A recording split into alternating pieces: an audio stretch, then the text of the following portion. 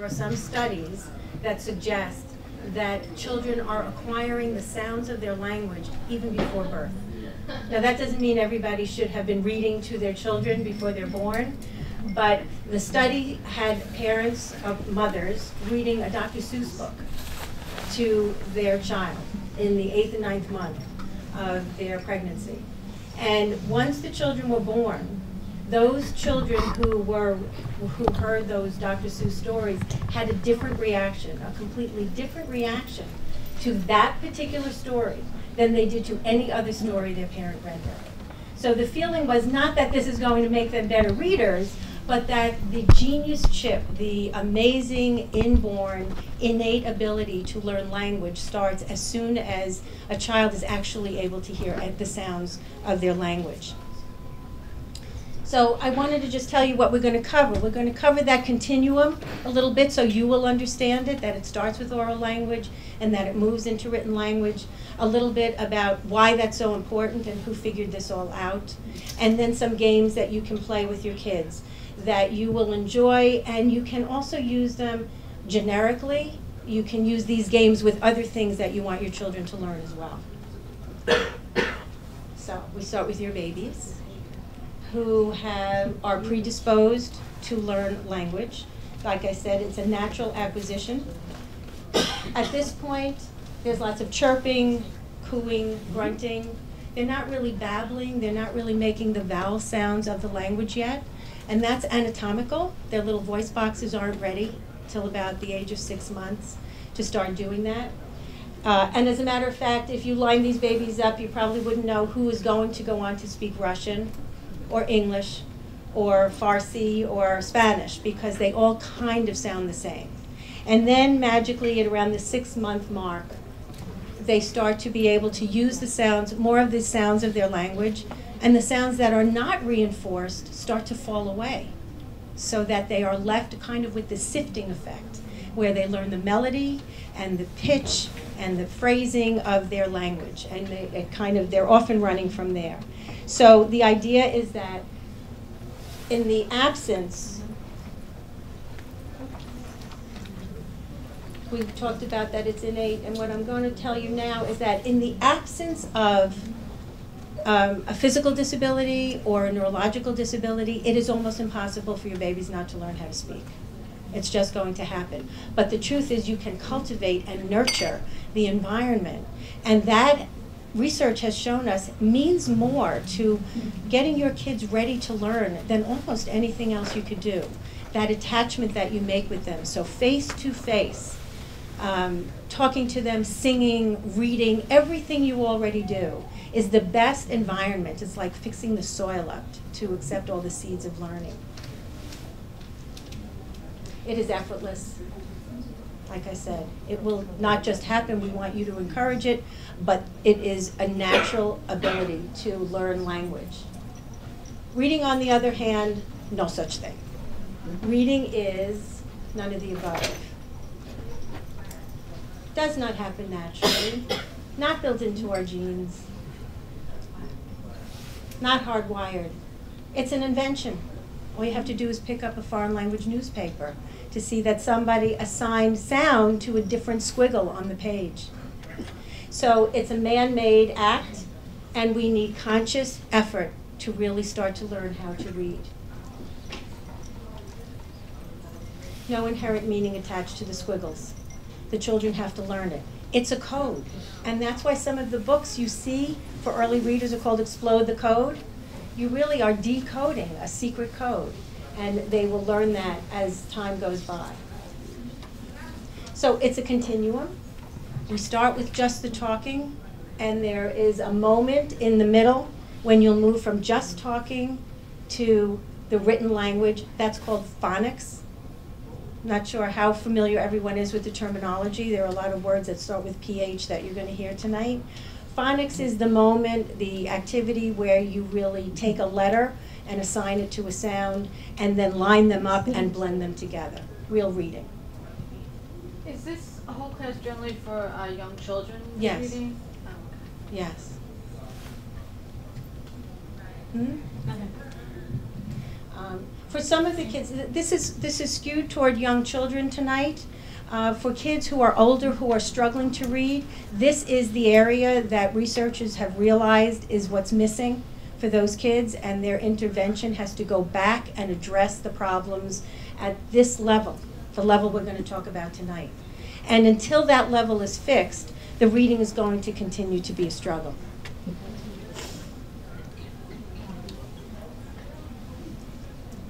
So those other PH words. Here's really what is considered the foundation of reading. It's called phonological awareness.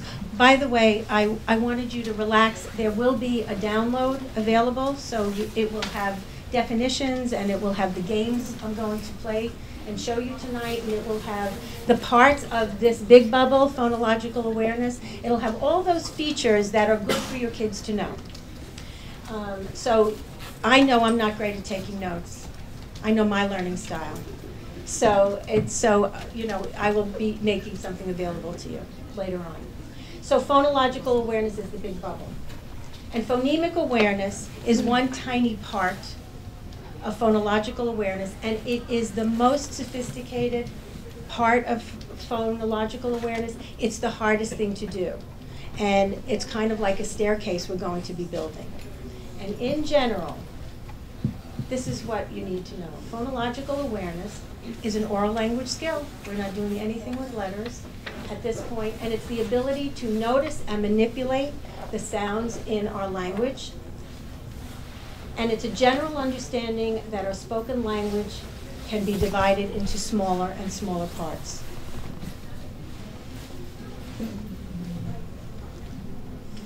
Phonemic awareness is the most refined part. So phonological awareness is something like we know we have a sentence. When I was clapping before, a sentence can be divided up into words. Words can be divided into syllables. Syllables can be rhymed. You can rhyme syllables. You can use alliteration, saying lots of syllables that start the same way. You can listen to hear if a syllable ends the same way. Excuse me. All of these are features of phonological awareness, and all of these features are important for your kids to know. So here's why. Here's why we bother, and here's why I'd like you to know this. This is relatively new in the mainstream, that real reading has to link up with the reading teachers have to link up with the speech pathologists who understand how a child learns language, because as you're going to see on this screen, phonological and phonemic awareness skills are the foundation of reading and spelling success. There is a consensus across all research projects. Research has been going on since the 1920s, but in the last 30 years, they have really honed in on this reality. And also understanding that kids with dyslexia, rather than really being confused by what the letters look like, they are really missing the oral language features that we're going to talk about tonight. I'm noticing in schools, my son is 4, and I'm noticing in schools the curriculum is changing, at least in New York City, the curriculum is changing, and they're going away from phonics the way that I learned when I was growing up, where, apple, and right, you're doing right. this, and they have some whole new system. So based on this research, that's really not the way to go. Well, I can't be sure, because most people are aware, and most educators are aware that they need to be exercising these skills. So I'm not sure what the program is. Teachers want it, but it's being reverted to a Common Core. Well, I don't know. Well, yeah. No, it's true. It's the Common Core. It's and they changing do now, the so that basics anyway. they're going away from that, and then as they get older, a little older, they're not having them spell things correctly. It has to be spelled just phonetically. So if you want to spell socks, S-O-X, Is okay. it's okay. Right. Based on this, though, it's kind of, this is reaffirming what I think. Well, remember, what we're talking about here, we haven't made that leap into letters yet. This is just listening for this. It's about sounds. And knowing this will help with the letters. There is some research that says not to worry too much about this, what do they call it, inventive spelling or creative spelling. That came a long time ago, and frankly, it's not the greatest thing because the kids are going to have to catch up at some point. But it doesn't have to get in the way of them really learning how to set up this code and read the code. And you know, I'm not really that familiar with what's going on in the city, but I do know that more and more, if you Google it, the research will reinforce this part of it, which is really spending time at this young age, 4, 5, for kids who don't pick this up a little more naturally, even 6, even 7. You know, there are benchmarks. I hate to always, you know, say by 4 years, 6 months, they should know something, because that's not the most comfortable thing. There's an arc, Yeah. and I would be surprised, because I'll tell you something, and I don't think this slide is in there, but the most comprehensive reading research was done by the National Reading Panel. The big kahuna of all reading knowledge was done in the year 2000. It incorporated research into every single program to come away with the way children learn to read and the way teachers should teach children how to read. And they came up with, among so many other things, 5 pillars. 5 things that you are supposed to be able to teach and children should be able to learn. And the first pillar is phonemic awareness. And so wherever this program is going, I would want you to leave here tonight knowing that this language element of it, the one that comes with just being able to play with sound and to play with syllables and to play games with the syllables, sets them up for being able to move into the reading. And eventually, I think everybody's going to be, hopefully, on the same page. I don't know. I'm around a long time. That's kind of not happening. But this is what they say. The National Reading Panel set up phonemic awareness was the first one, then phonics, so it's kind of really speaking to your concern. Then they came up with the word fluency, which doesn't just mean actually to read in a nice fluid way without mistakes. It also means to read with intonation, melody, pauses. And then vocabulary. And then the 5th part is comprehension. That's the staircase. The research also goes on to tell us this, that the most common cause of difficulties acquiring early word reading skills is weakness in the ability to process the features of phonemic and phonological awareness. So it's goes both ways. It's great for them to know it, but if your child is having a problem, this is where we need to look. We want to make sure that this is in place. And here's why. It all makes sense, and then we'll kind of get past this part. This is why. The research tells us that in order for a child to understand that the letters M-A-P say map, they have to first be able to understand that the individual sounds, which are called phonemes, a, blend together seamlessly and make the word we hear as map. The oral language must precede the written language. Okay, so phoneme means individual sounds, not letters. I'm going to ask you to shift your thinking a little bit, because we, as adults, we go straight to spelling. So cat's easy. 3 letters, 3 sounds. C-A-T, K-A-T. But here's your next word. Soap.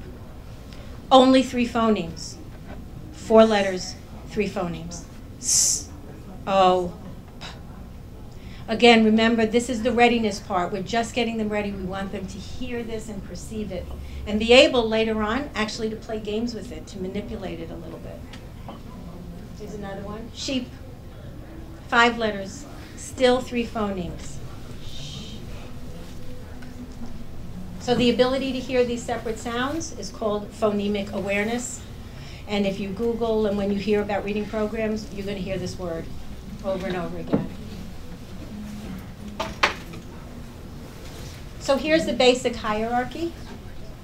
The foundational level for reading, phonemic awareness, which is the highest little bar in phonological awareness.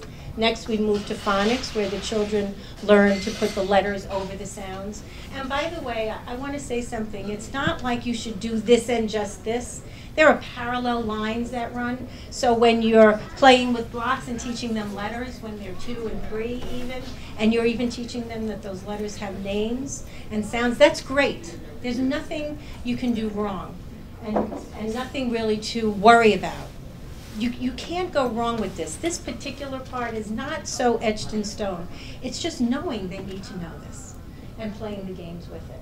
And we're going to just stick with these 2 tonight.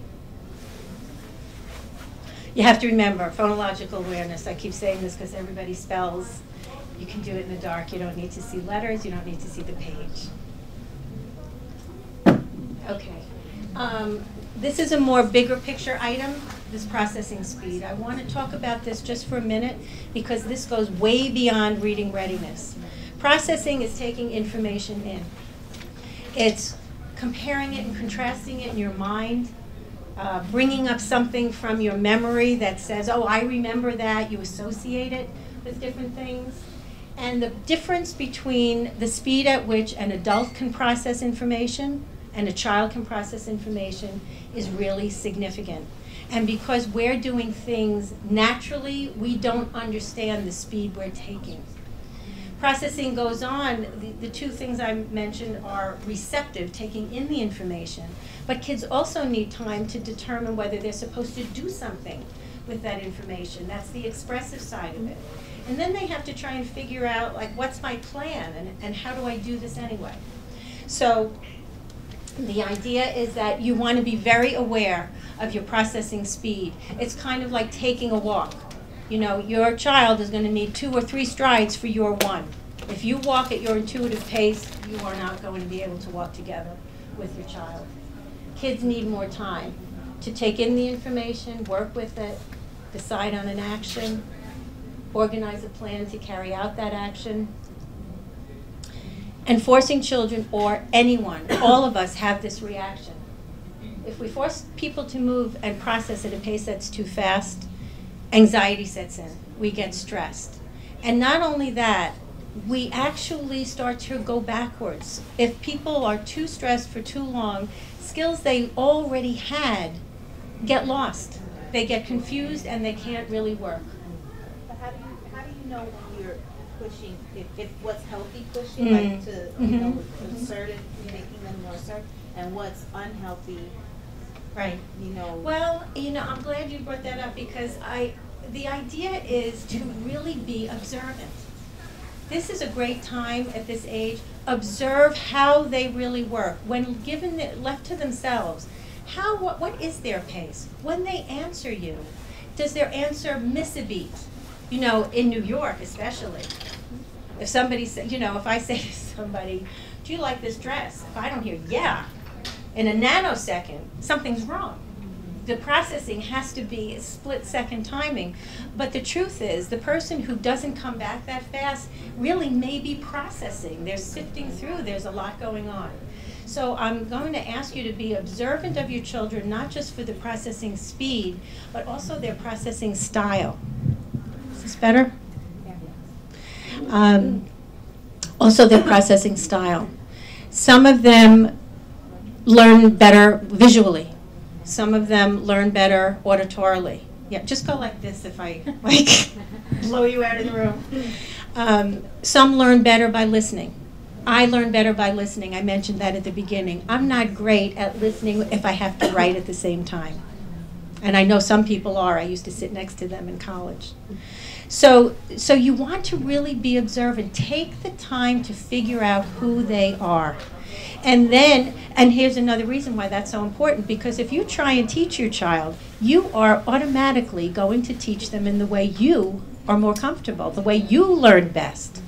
And then everybody's frustrated because you're trying your hardest with your best intentions, and they're not picking it up. And it might be that they learn differently. That's a whole other talk, but it really is something to consider.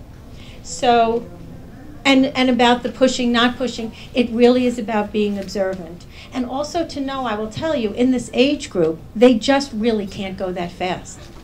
They, You mean 4, 5, 6, 7, really early elementary ed. It just takes them more time. And I'll tell you something else interesting about this processing. If they think you're waiting for an answer, they're going to push for it, and they may get confused and give you the wrong answer. If you give them license to not answer you, but think it to themselves, don't tell me. Just think it to yourself, and then tell me. They may they'll take that extra beat. So I have a little video for you because I want this to be memorable. And it's scientific and geeky and tells you what happens and when people do well, and if you're going at the right pace, they'll be fine, and if you're going too fast, things start to fall apart and they get completely verklempt. But I think you will leave here and you will remember about processing speed. I kept pinching them to see what kind they were. This is the 4th department I've been in. Oh, I didn't do so well either. All right, girls. Now, this is your last chance. If one piece of candy gets past you and into the packing room unwrapped, you're fired. Yes, ma'am. Let her roll! No pressure.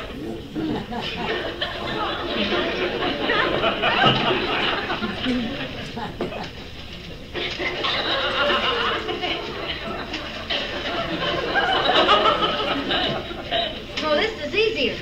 Yeah, we can handle this, okay?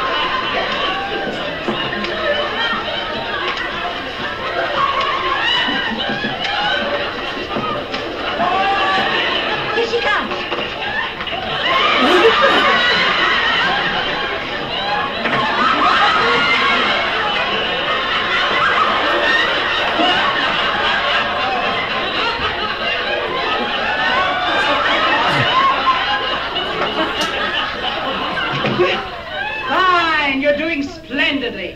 Speed it up a little! Okay, so not really so. I laugh every time I see that. I laugh every time I see that, and I think I saw the original.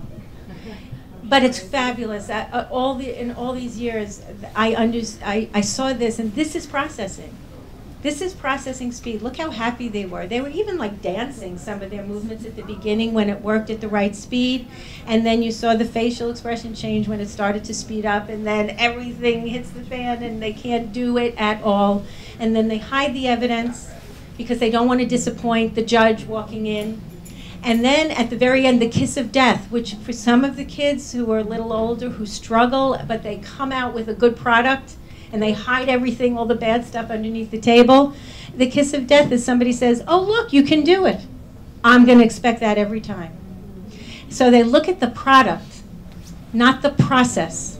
And in real teaching and real learning, everything is about the process. It's totally not Western. We're so ready with the product in our Western culture, and this is really about the process. How did they get there? And what can we do to help them get there?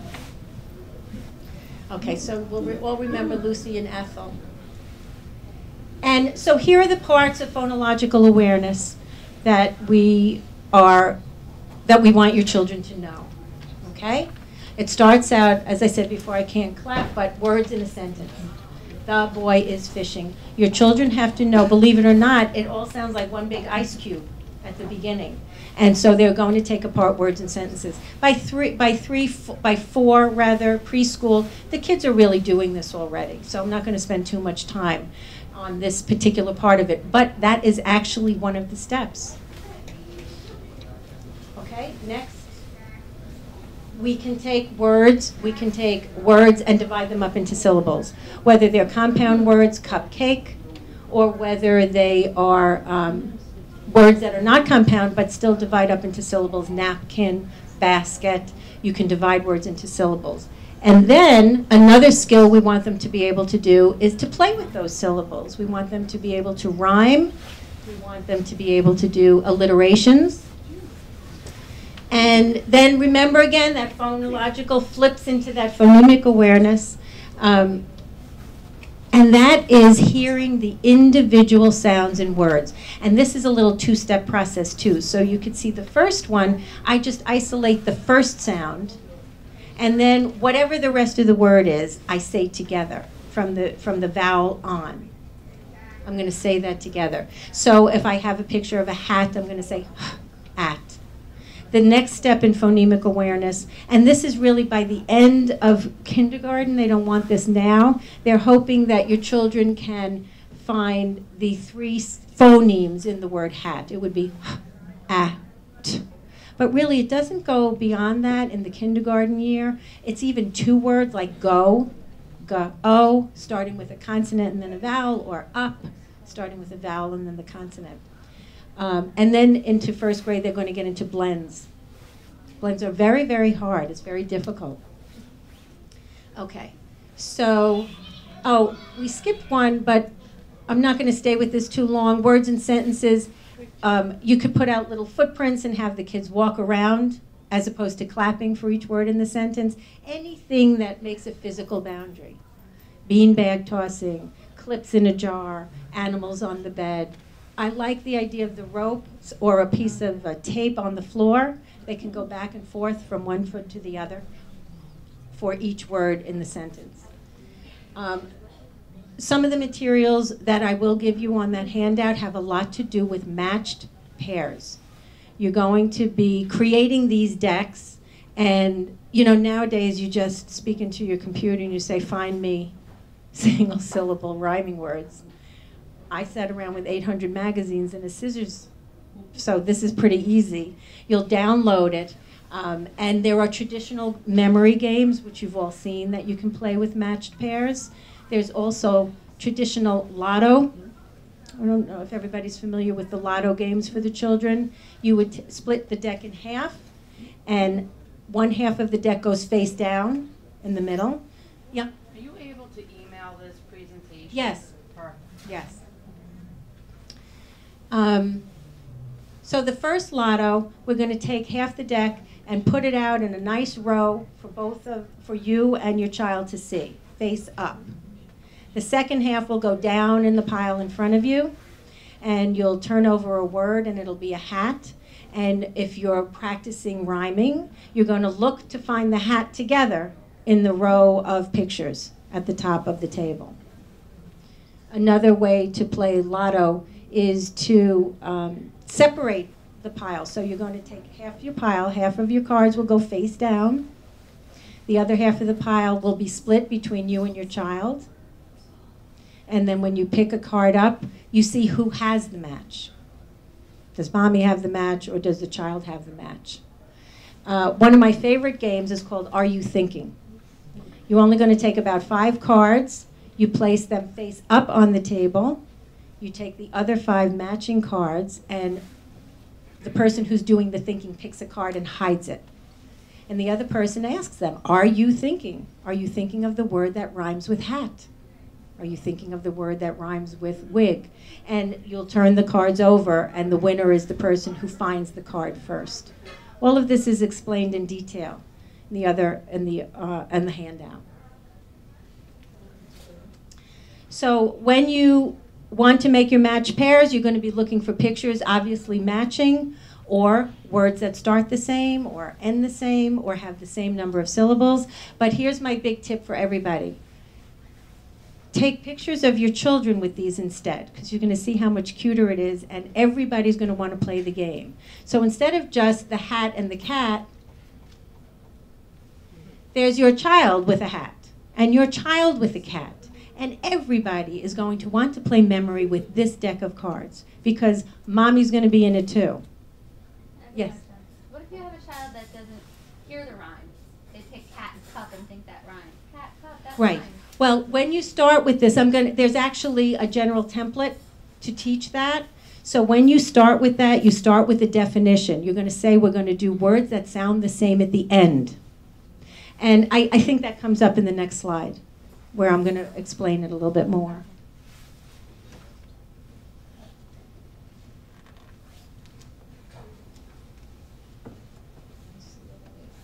Yep, here's the general model.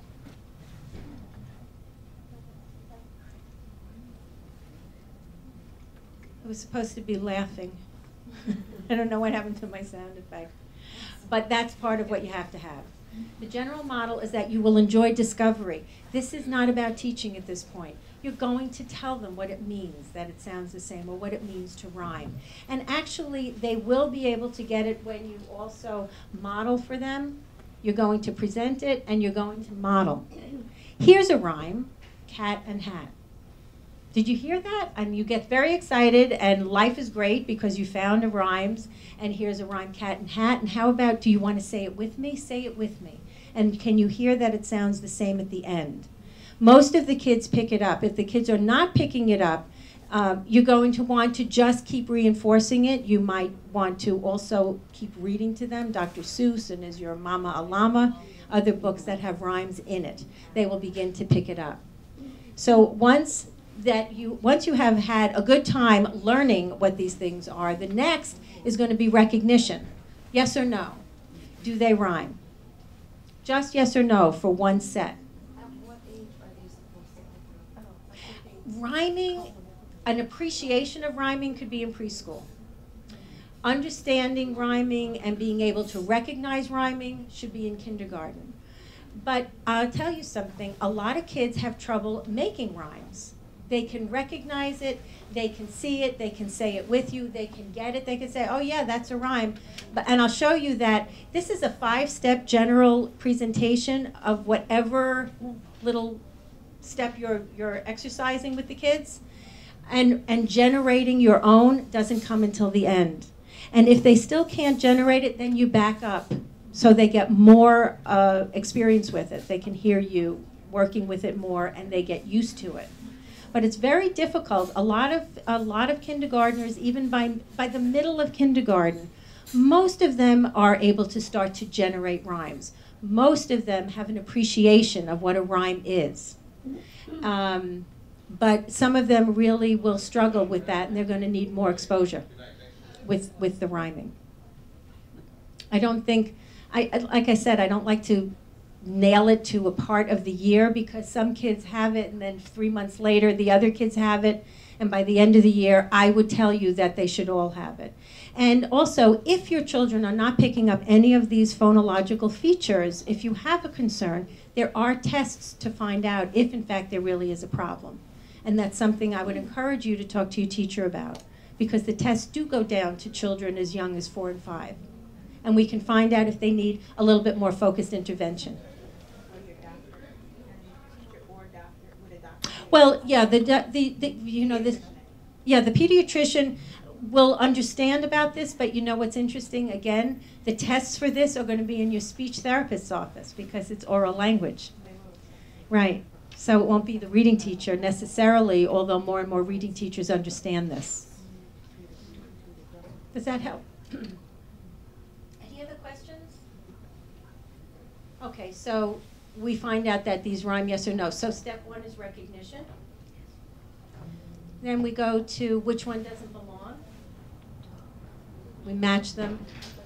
We make a decision, and we get rid of the little guy who doesn't belong. The next one is matching. So you'll put out your cards at the top, pick the one that matches at the bottom, talk through each of them, and make the decision which one. Uh-oh. I broke it. Okay.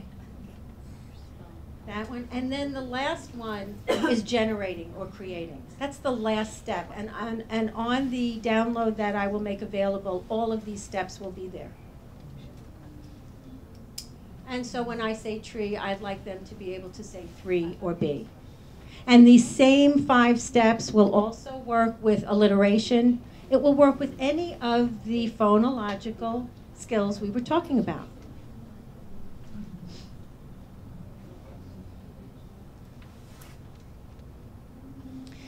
When we move on now to learning how to break a word up into syllables. Yeah. I just have a quick question. So really quickly, I have 4-year-old twins. One of mine can rhyme like nothing, and the other one can't.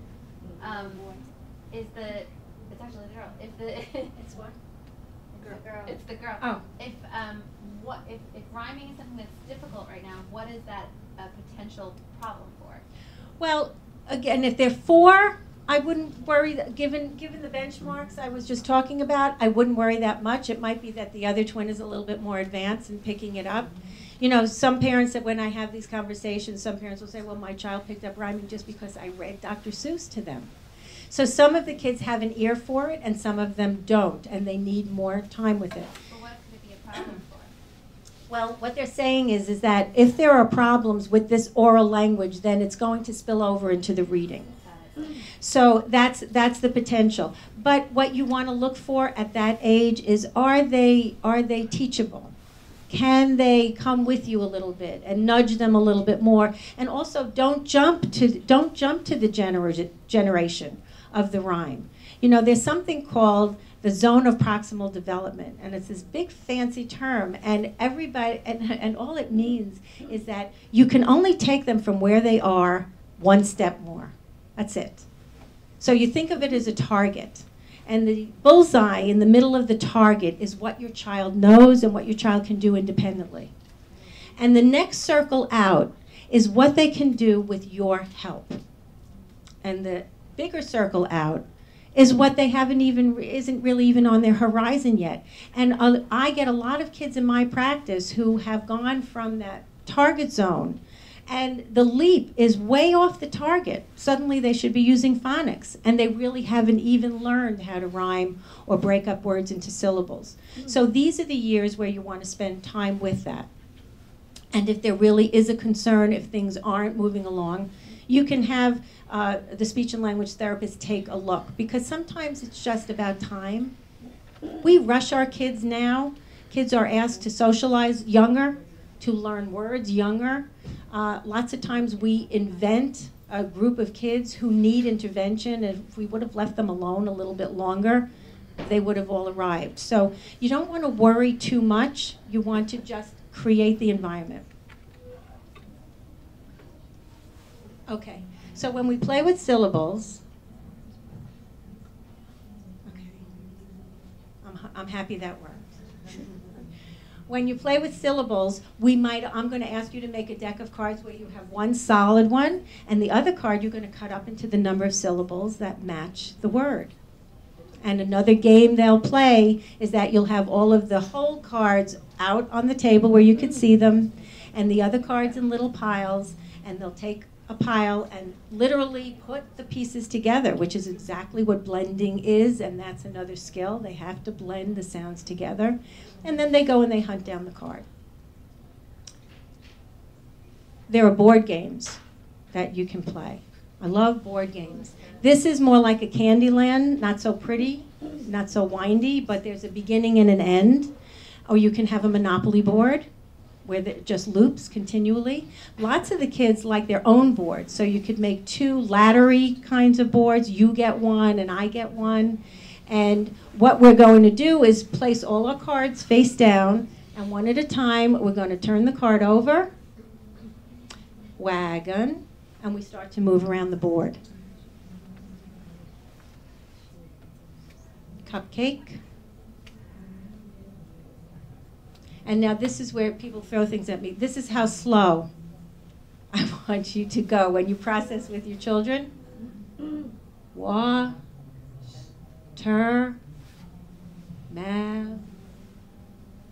Lun. All the adults would be asleep. The kids are doing fine. Sock. Bunny or rabbit. And finally, uh-oh.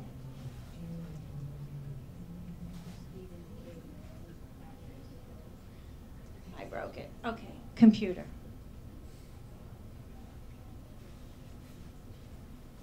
the person who goes around the game board first can be the winner. Another way to play this game, if the children want there to be a winner, is that you have a pile of chips handy, and when they turn over a card, they get to keep the number of chips that matches the number of syllables in the card they turned over. Then when the game is over, everybody gets to count their chips. Yes? Are there any actual games that exist that you'd like for teaching things like this?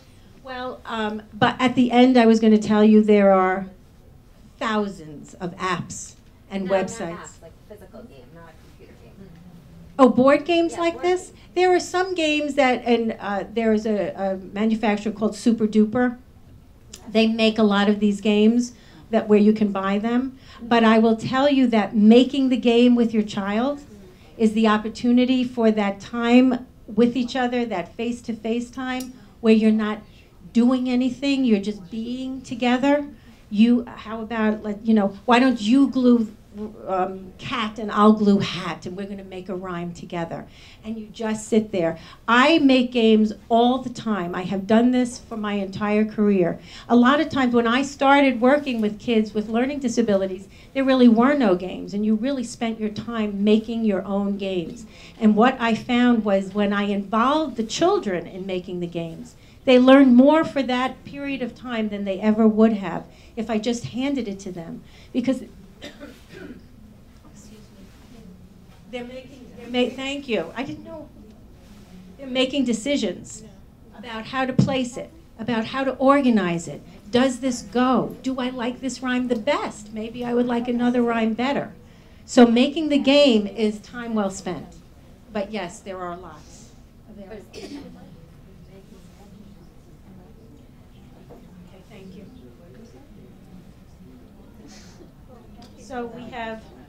So we have our game boards, and I really wanted to say, if you use the internet, if you use software, if you download this or use apps, you must participate with them.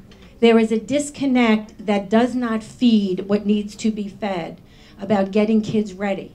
There's a thriving issue here, and neuroscientists and psychologists have done more research that tell us the most startling thing, that you can do more to get your child ready and to allow them to thrive as an emotionally comfortable and successful child in school, academically, physically, and if you spend time with them. It really is specifically directed time. Okay, so we have game boards. Here's another one. Get some number cards. Take some number cards, take your deck of cards, put them face down, have the child turn it over, and you start to place the pictures underneath the numbers. Again, you can do a chips thing where they could get 2 chips. And we have, I would tell you that they could probably go up to 4. 4 might be tough for some kids, 3 for sure. There's my watermelon.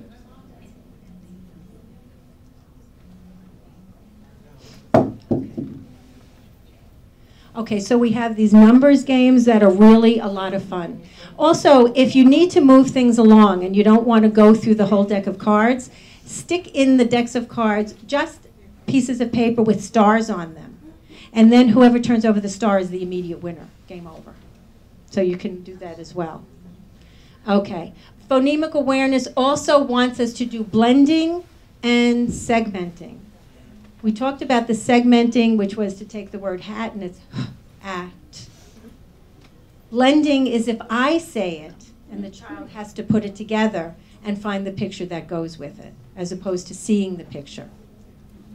So here we have the first way to do phonemic awareness. Ha, at, hat. Ha. That's called onset rhyme. The name doesn't matter. It means you're going to isolate the first sound and then do the rest of the word. In moon, we're going to hear all of them. M, oo, n, moon. That's what you're going to be doing with the cards that you cut into pieces. And I move it on the screen, let the children bring them all together and move them on the table. Really physically feeling that there are separate pieces that come together. Oh, one more. Okay. So lots of times kids say the cutest things. And what nobody realizes is that it's all about phonemic confusion, because lots of sounds sound the same.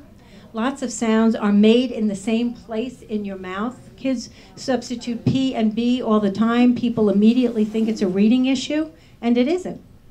P and B are made in the exact same place in your mouth, and the only difference is that one has voice and one is silent. If you take your 3 fingers and put them on your neck, you can go through, they're called minimal pairs, S and Z, F and V, K and G, T and D, S and Z, I said already, and P and B. There are a couple of others, but all of these are made in the exact same place in the mouth. One has voice, one doesn't. And there are other letters that are made in the same place in the mouth. You might be surprised to know T, D, L, and N. If you feel it and say it to yourself, they're all made in the same place in your mouth. So sometimes kids slip and the wrong sound comes out, and it's not a reading issue. So I've been collecting the most adorable phonemic confusion bits from my kids over the years. And here was one in the spring. One little boy told me that there are lots of spring flowers, but these flowers are for Cynthia. Very easy slip of the tongue. And then we had music-loving family. We love music so much, we are going to watch the Granny Awards tonight. And then a little boy told me that he had been practicing the Lord's Prayer, and he wanted me to hear it. And this, I think, will be the title of my book, because it's Our Father who art in heaven, hallowed be thy name. There he's transposing sounds, and he's substituting sounds that are made in the same place in his mouth. Okay, next line of games. You're going to be using the same set of cards, clothesline games. The kids love this. Get a piece of string. You could tie it between 2 chairs. Or if you have little hooks, you know, if it's a downstairs den or something, string up the string, go get some clothespins or clips, whatever you might have handy. Put the cards with the pairs that you're practicing in a laundry basket, which could be a bag or a shoebox or anything. Put them in something we're calling the laundry basket. The children take the cards out of the basket and hang them up on the line. This allows them to move back and forth, and when they pick the next card, it will either match or not match. It'll either be a rhyme or not a rhyme. If it's a rhyme, if that's what we're doing, you'll put the cards right next to each other on the line.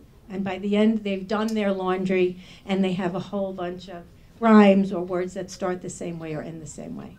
So the clothesline games are great. I use the clothesline games with young children really for expressive language initially, before I did this with them. Taking pictures of them, again, very, very important. They would be able to tell me what they were going to do that day or what they did do that day. It's great for expressive language. It's also great for them to remember what they're supposed to do. And they hang all their little chores or the things they have to do in the morning, brushing their teeth, getting dressed, eating breakfast. And as they do each one, they take the card off the line because they've done their laundry. So the clothesline games are a terrific set of games, very, very simple. If you want to get a laugh, go into Target and ask a stock boy for clothespins. Not a clue for what they were. Okay, there's our little clothesline game. And one of the next games is Go Fishing.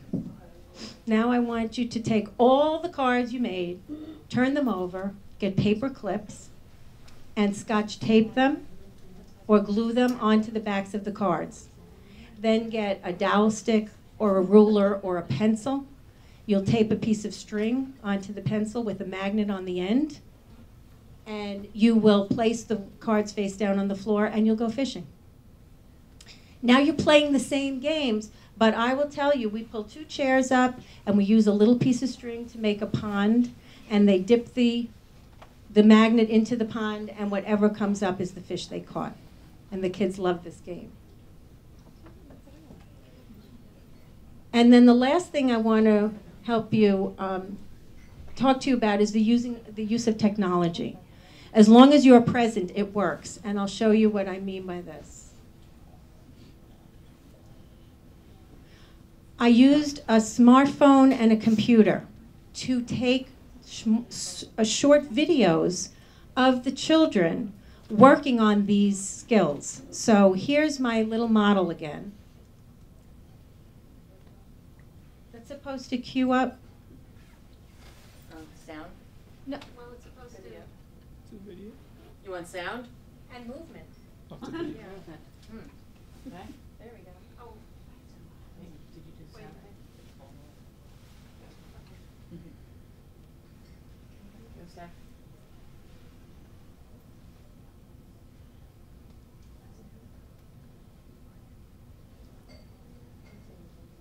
Code unavailable. Sorry, Myra, you're gonna have to improvise. Okay, well, what she did was she's holding the cards and she's saying cat, cat.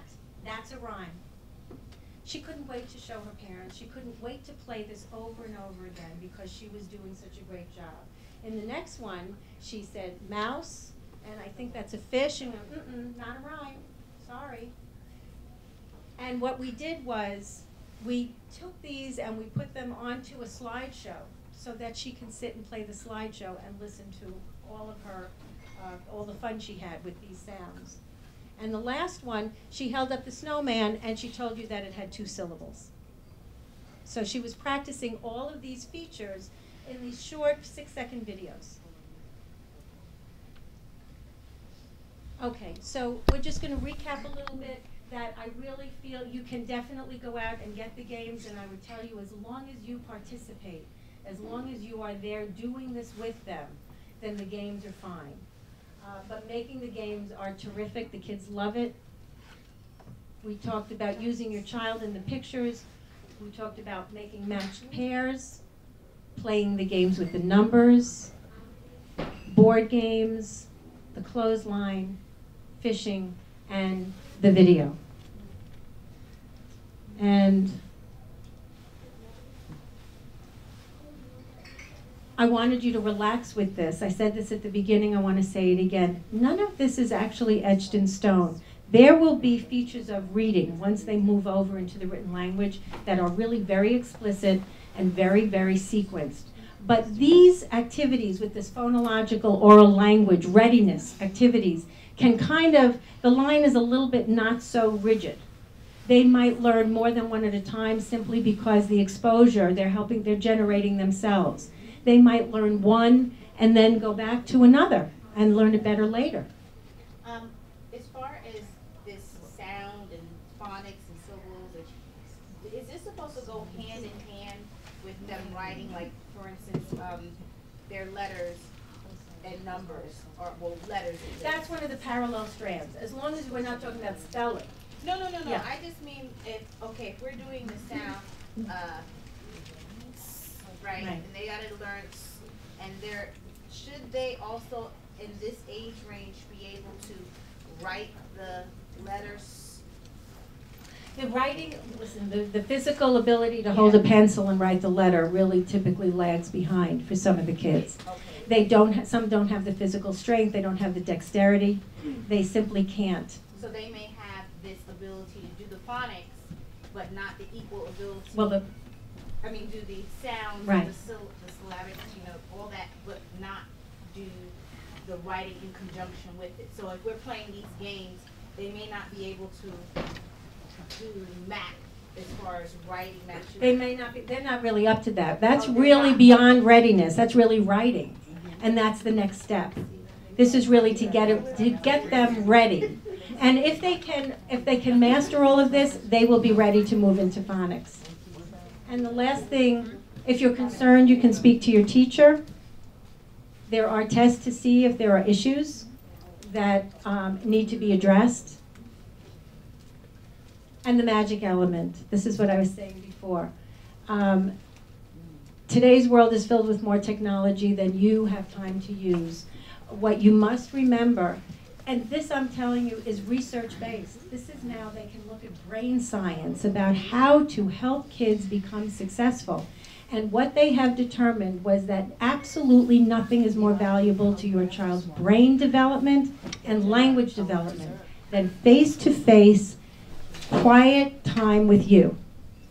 And by quiet, I mean you can be playing these games, but they literally are trying to get this message out, that you can do more to soothe a child who's a little bit off base by just taking the moment to be observant, to put a hand on their shoulder, or to give them a hug, that the brain releases calming chemicals so that they can calm down and be ready to learn. And the kids who get this time with their parents are actually more able to take risks and to go out there and give it a try, because they know that someone has their back. And it's not as though they don't know that already, but what they're saying is that there really is something to this time spending, not problem solving, just time spending.